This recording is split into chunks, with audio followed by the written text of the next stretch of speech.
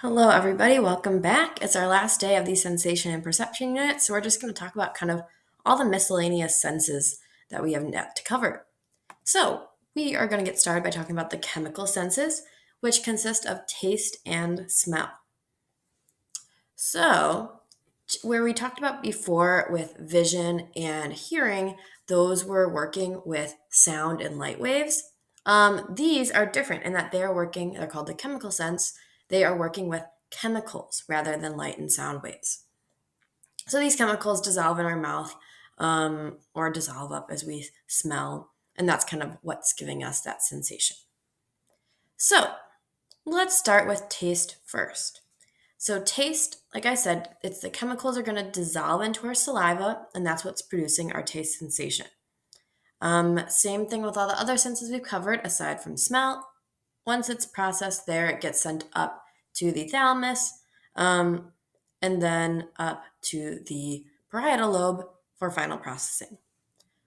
We have specialized taste receptors for five different taste sensations. The most recently discovered one is umami, which is kind of this um, I don't know how to describe it exactly, kind of like almost like meaty, like rich sensation in a way. Um, you can get like umami powder if you want. Um, then we've got all the other ones that we're pretty well aware of. But I've mentioned before, it's connecting to evolutionary psychology, that a lot of these taste sensations are things that have to do with kind of adaptive behaviors to help us survive. So, for example, like I said, bitter, the reason why we don't like bitter things is kind of something that we've adapted to help us survive. And that's because bitter things usually were poisonous. So we've kind of adapted to learn that, have an aversion towards bitter things. Whereas something sweet, we like sweet things because that typically corresponds to something that's an energy source and that's good for our body. So our body's drawn to that. Same thing with salty things. We like those and that produces sodium, which we need to survive. So, kind of some evolutionary background here. Now, we're going to bring up, I'll actually go here first. Moving on to smell. Like I said, smell is the unique one in that it does not get processed in the thalamus and organized and then shipped somewhere else. It just goes straight to its processing headquarters, which is in the olfactory bulb. So, smell is kind of the whole process of smell is called the olfactory system. So, how this works is the molecules, little chemicals, are absorbed by olfactory cilia, which we said in the ear, right? Cilia are just little hair cells. So, it's processed by these little hairs in the nose, and there's different kinds of receptor cells. And then these send it up the olfactory nerve to the olfactory bulb where it's processed. So it's not sent to a lobe, it's not taking a pit stop in the thalamus. It kind of just goes straight up to the olfactory bulb to be processed. So now here's a good one. There's a term called sensory interaction. And this is the idea that often our senses don't work alone, they're kind of constantly collaborating and at play with one another. And with that, one sense might kind of influence another sense. Smell and taste are really good examples, and especially with COVID, I think this is one that people have really realized with people losing their sense of taste and smell a lot. Um, but smell and taste are very aligned, especially we're going to do a little demo where if you plug your nose and then eat something, you're probably not going to be able to taste it. And that's because you couldn't smell it. So they're very, very influential. Other senses collaborate in ways that maybe aren't as strong as that connection between taste and smell. But for example, I always think of like as a kid, when it came to mac and cheese, I like the ones that had little shapes and things like the characters. I just thought like the textures made it taste better that way than just like the typical little macaroni noodle. And again, that's kind of that collaboration between like texture, that feeling, and taste. Another one, I put a picture of green eggs and ham here. Even just like visually, like looking at something and then tasting it, right? That can influence how we're interpreting how it's going to taste and things like that, right? So there's a lot of times where senses interact with one another, but a really strong example would be that sense of taste and smell.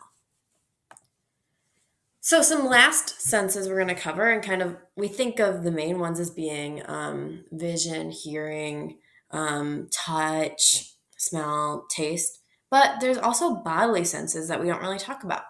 So two that we're going to mention are kinesthesia and vestibular. So our kinesthetic sense is all about our body position. So this is kind of you being able to tell like where your body is, where your limbs are in relation to the rest of your body. So like in this picture, this woman's sitting in a chair. So having that like understanding of like, okay, this is where my hands are, this is where my legs are. I'm sitting in a chair. Here's kind of where I am and like the space of things.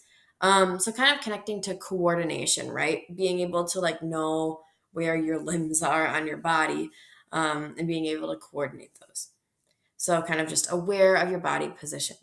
So, obviously, if you're into dance or into like sports, you probably need a good kinesthetic sense and a good awareness of like your body position to be able to do those things. Now, vestibular is different. Vestibular has to do with balance. And I remember this by saying vestibular vertigo, which I'm going to bring up in a sec. So vestibular is specifically balance. And how we are able to kind of tell balance is through fluid in our inner ears. So, and specifically in an area called the semicircular canal and our vestibular sacs, there's fluid inside these. And when the fluid moves, it causes, we talked about a bunch of times before, that it's tiny little hair cells that kind of pick up on this movement that's going to send messages to the cerebellum about the balance in your body. So it's the tiny little hair cells in the fluid in the semicircular canals in the ear that's sending messages. And you can kind of think like as the fluid moves, it's going to be able to kind of know if you're moving, what your balance is. So this is all fine and dandy and is helpful, right? It's good to know for balance. But then when we go on spinny rides or when we experience vertigo or something like that, that's when our fluid gets thrown off and out of whack, right? If you're going on this little Starship 3000 or the Tilt-A-Whirl, you're spinning a bunch and now this fluid's moving all over the place and all out of whack. So it's going to cause your body to be all discombobulated. So it's going to be sending like crazy messages to the cerebellum, making you feel really out of whack and unbalanced and dizzy because you kind of moved all over the place with your vestibular sense. So here's my case study of when I was a sophomore in high school, no, a junior in high school. And one day I just woke up to go to school. I woke up, and as soon as I got up, like the room was spinning completely spinning. It was like the scariest thing that ever happened to me. Like just completely just spinning. And like my eyes were going like this. It was crazy. I couldn't even like, I had to like keep my eyes closed because whenever I opened them, it would just be like spinny. Um, Wild. So eventually I had to like my dad had to carry me to the doctor because I couldn't walk because I would just tumble down. It was rough. But anyway, what had happened, they said, is um, vertigo, and that the fluid in my inner ears, there were these crystals actually that got out of whack and kind of disrupted that vestibular sense. So it was sending like wrong messages. Obviously, I wasn't actually out of balance, but because the crystals got out of line, it kind of was sending these like mixed messages that weren't accurate of what was going on that was making me feel dizzy. So they actually have to like shift your ear around, like move your head a little bit to like rebalance those crystals and fluids and things. Um, so pretty crazy. But they made me wear, it looked like I like hurt my neck or something. They made me wear this because they didn't want you moving and like unbalancing those crystals and fluids. So I had to wear this to school for like a day or two after. And it was Halloween, so I dressed up as Frankenstein. So if you want to remember what vestibular sense does, just think vestibular vertigo, right? You're going to feel dizzy if your vestibular sense is out of whack because it helps us sense balance. And then we said touch is another sense we haven't covered really yet.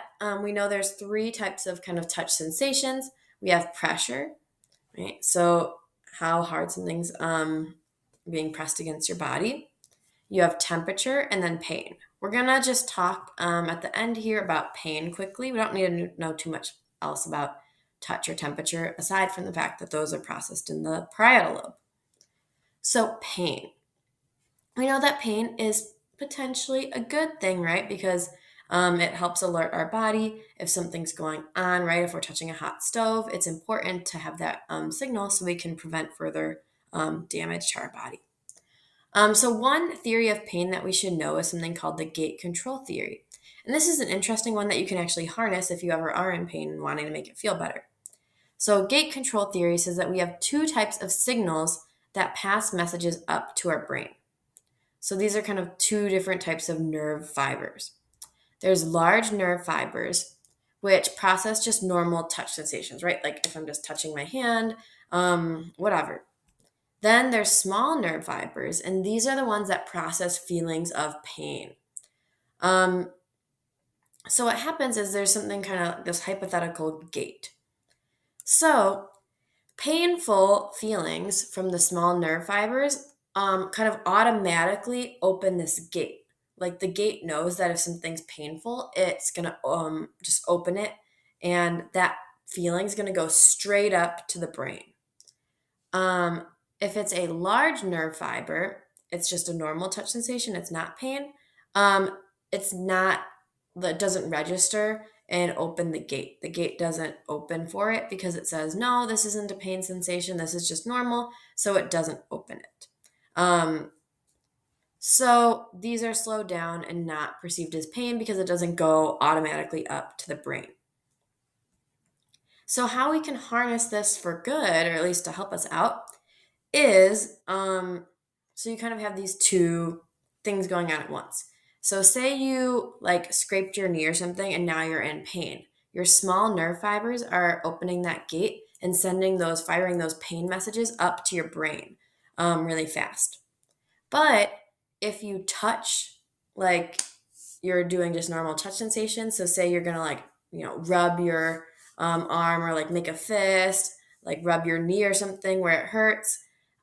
Doing that actually kind of helps decrease the pain in a way because by activating these large nerve fibers, which don't open the gate, it's going to actually kind of close the pain gate because it's registering, oh, this is normal sensations, right? You're touching something, it's normal touch feelings, which don't open the gate.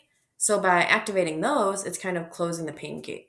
So that's why if you hurt yourself, you might be compelled to like rub where you hurt yourself or something as a way to make it feel better. And that kind of actually does work because you're closing off the pain gate by, activating your large nerve fibers.